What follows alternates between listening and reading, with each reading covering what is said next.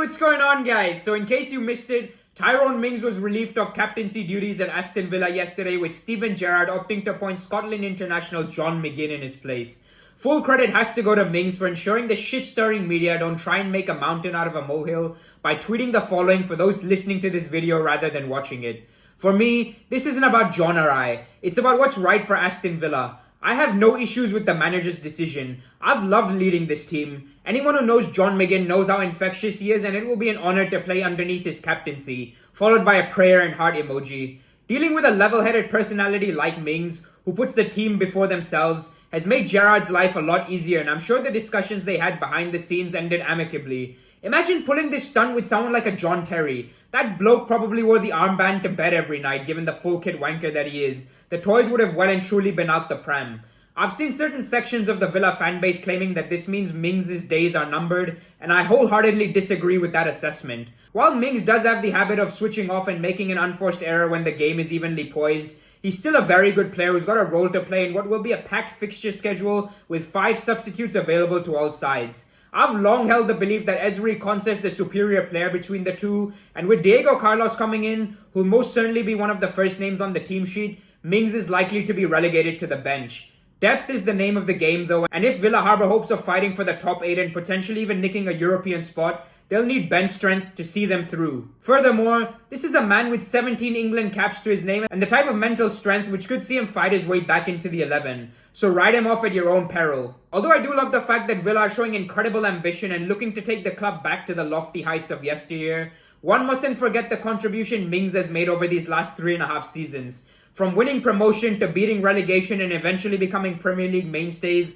he's more than played his part in Villa getting to a position where they can take things to the next level, and in turn has become one of the faces supporters from other clubs associate with Villa's resurgence in recent times, which makes unpleasant comments thrown at his direction from a small minority all the more irrational. Fair fucks to Stevie G too for making what was without question both the difficult as well as correct decision. While the jury's still out on whether or not he's the right man to take this club forward, he stamped his authority down in a manner which many a manager would shy away from doing in the modern day game, which is nothing less than you'd expect from a bloke who's as obsessed with winning as he is, as much as it pains me to say that as a United supporter.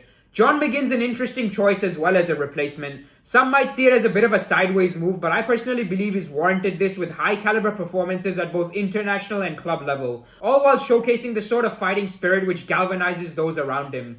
Arguably the greatest Premier League captain of all time in Roy Keane set high standards and expectations of himself as well as the team as a whole. A task I believe McGinn will relish and could perhaps see an improvement in his own game concurrently, which would be a welcome bonus. On a side note, Ashley Young has been named club captain with Emi Martinez becoming vice captain. While the latter doesn't require clarification, the former is best explained using the example of Mark Noble at West Ham last season.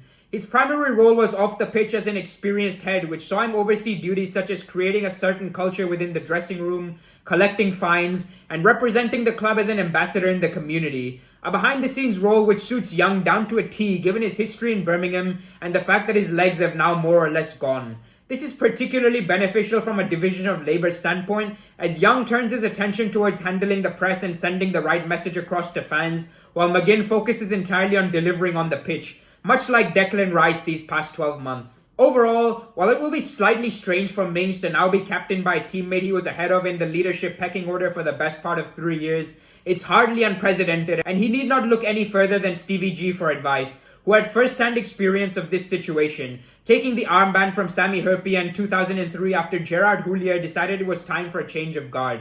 The Finnish international publicly stated his displeasure about the decision at the time, but eventually got his head down and oversaw a successful 6 years together with Gerrard, which included iconic Champions League and FA Cup victories. Hopefully, something similar happens at Villa Park in the not too distant future. Cheers for tuning in, guys. I really hope you enjoyed the video. If that is the case, please do consider giving it a like and subscribe for more football related content. With topics such as these, I'm really looking forward to hearing your thoughts in the comments down below, particularly from Villa supporters because they'll know a lot better than I do. As always, I hope you have a wonderful weekend and make sure to stay tuned for the next one.